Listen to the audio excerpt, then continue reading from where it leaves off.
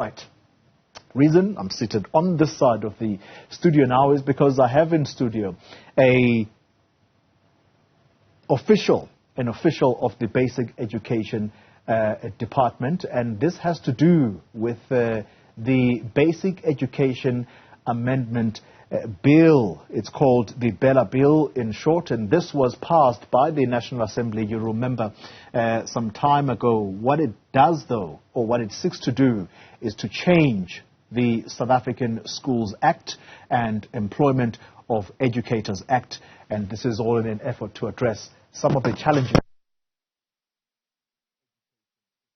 in our country. Among those changes that the bill seeks to implement is making the grade R compulsory and enhance the school admission policies. For a discussion on this now, we're joined by Mr. James Ndlebe. He is the Chief Director at Planning and Monitoring in the Department of Basic Education. Mr. Ndlebe, thank you very much for your time. So this bill, right now, as we understand it, it is in the National Council of Provinces and in fact has been out for public comment for some time. Where is that process right now? Let's begin there. I think the written comments are due today, but the NCOP will begin with its public hearings all over the country. They have completed that in Mpumalanga, and on Friday they'll be in Northwest, in all the 4 regions of the Northwest, where the public will then be giving their views. Yeah. And the rest of the provinces will then follow between now and probably end of February. Those public comments, I was just reading up one of the articles. The public commentary almost is a clause-by-clause analysis of this bill as to what exactly the changes are going to be. Are you able to just give us perhaps 3 important highlights from this bill where you think it is going to make the most amount of impact once it comes into law, once it becomes an act? Yeah. You have introduced one already, which is the implementation of grade R, formalizing of grade R. What it actually means is that currently grade R is not part and parcel of the schooling system. Yeah. When you define a school, you define it as grade 1 to 12. Now we want to define it as grade R to 12. Now those parents who have children in grade R are not funded by government or anybody. So they have to dig in their pockets in order to fund grade R. You know, as a department, we provide meals, we provide stationery, we pay for teachers. So grade R teachers are not really part and parcel of this. Now, in line with international researchers, we want to catch them young and introduce that and take the burden of parents of having to fund grade R.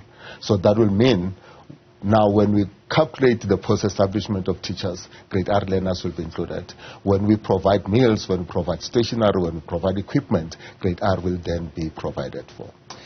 And there does seem to be quite a strong emphasis on this introduction of grade R, in that every parent, I think they are not allowed to keep their children immediately they become of school-going age in their homes.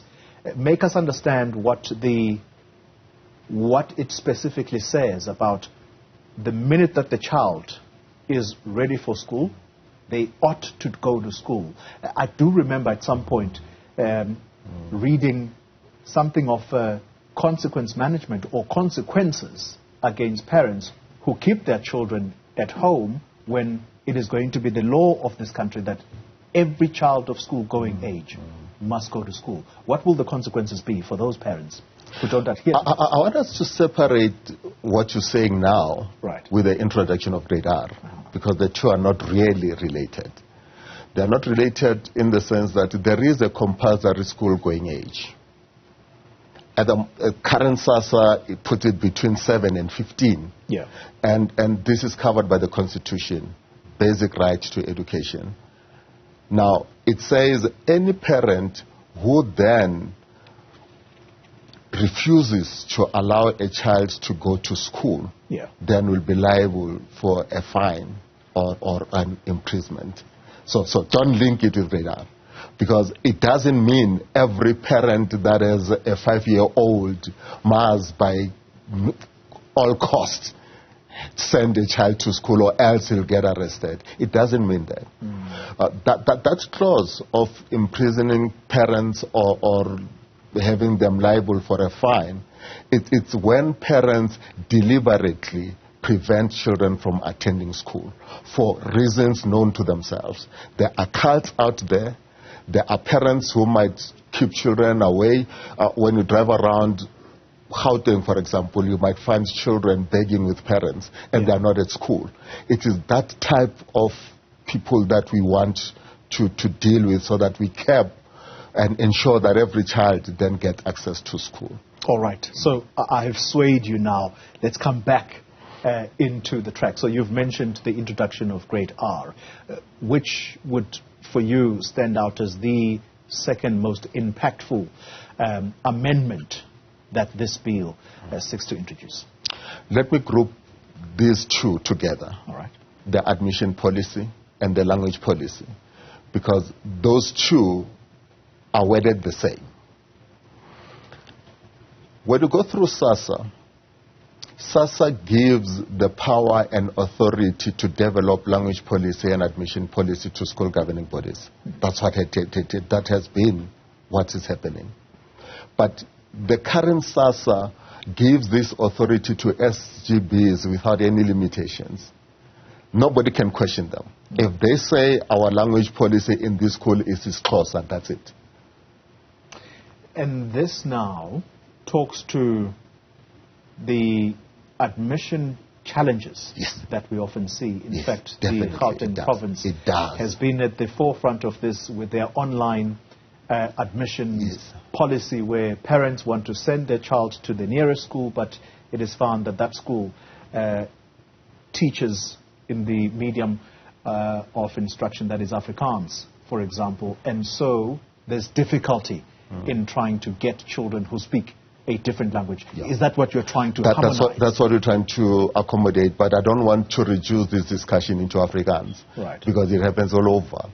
It might be children in Pretoria who live in that area because the demographics have changed, especially the Sepedi, if it is in Pretoria, and they'll want to access education in the language of their choice, only to find that the schools in those surroundings will not offer the language, irrespective of the number of parents and learners that have come into that area.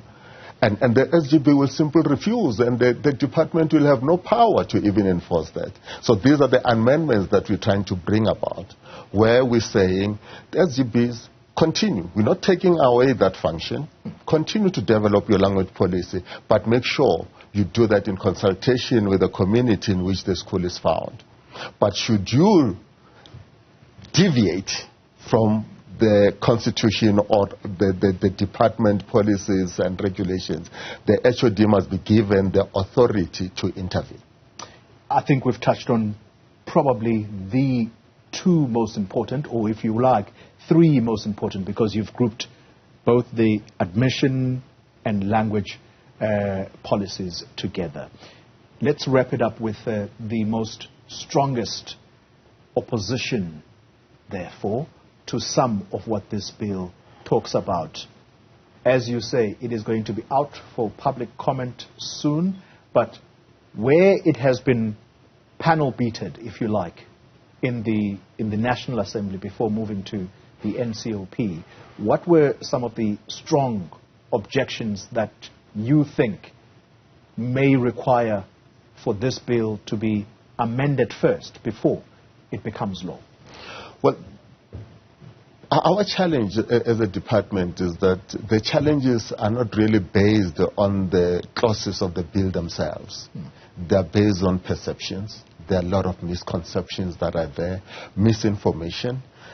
People are now using social media as the source of information, where you'll be told this government wants to take the power and become an authoritarian type of a government. That is why they want to interfere on the issues of language and admission. And when we say admission policies are misused to select learners in terms of their ability to pay fees, in terms of their scholastic ability to play sports, and all that type of things. But we're saying, where will these children who are not sporty, who are not academic, go to if you then allow an SGB to sift who comes in and who doesn't? So that requires a government to intervene. And the intervention that we're bringing is not that of a department coming down on a school, but it's to say, your policy is not in line with the Constitution. Can we talk about it? Can we involve the community so that we correct this? That's what we're preaching in the Bela bill, just to ensure that these are not in the hands of the SGBs and they are given unlimited powers.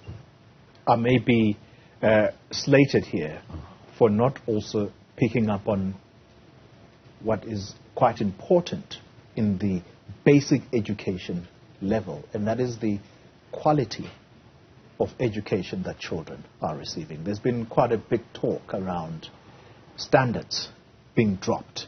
What does this bill say about making sure that once the child exits the secondary school environment, they come out of there quite strong in terms of their understanding? I mean, just not so long ago, we were talking about children in the grades 4, if I'm not mistaken, who are not able to read for meaning.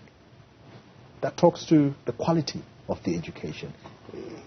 Is this bill strong enough there? Let me say to you, the Bela bill is not a wholesale bill that deals with all the ills of the department and education as such. It's a bill that focuses on the administrative part of schooling, especially the management and governance aspect of it. So when you go through the bill, you're not going to get curriculum issues like your three-stream models and because those are covered in CAPS and other, so you don't bring them into the bill and repeat. And you'll not find issues of infrastructure, pit latrines and shortage of classes, because those are covered in norms and standards of infrastructure. So this one is correcting the administrative aspect, access to education, open that access, deal with school governing bodies issues, make governing bodies strong so that the environment then become conducive to allow for teaching and learning. James Ndlebe, you've explained it very well. Thank you very much for your time and coming through to studio to ensure that we get the gist of what the bill is about. He is the Chief Director for Planning and Monitoring at the Basic Education Department. And that